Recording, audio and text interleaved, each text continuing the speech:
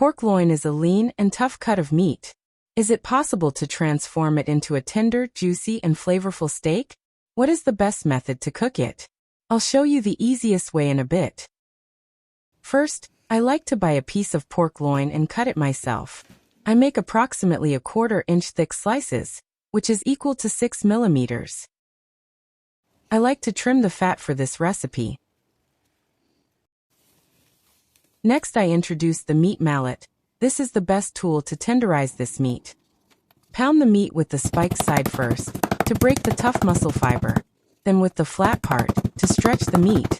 I show 2 pieces side by side, so you can see that the meat becomes double in size.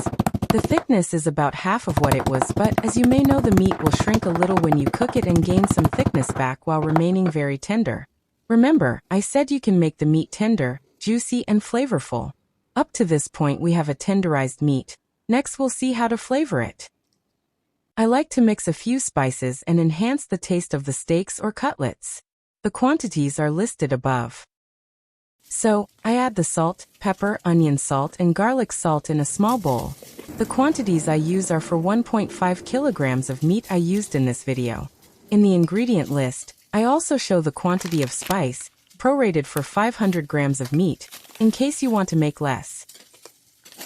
All the spices are in, just mix well. Then, start to sprinkle the meat generously on both sides with this mixture. Try to use most of it.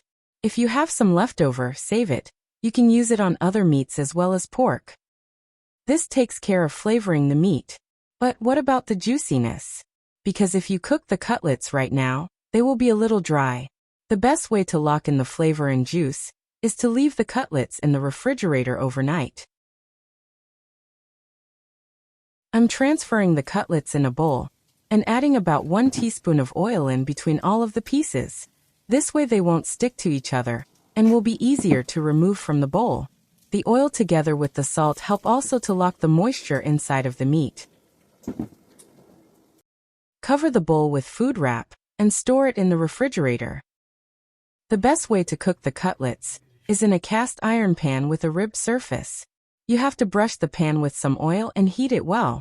Then, because the cutlets are very thin, 2 minutes per side is enough to cook them through, and also make the grill marks.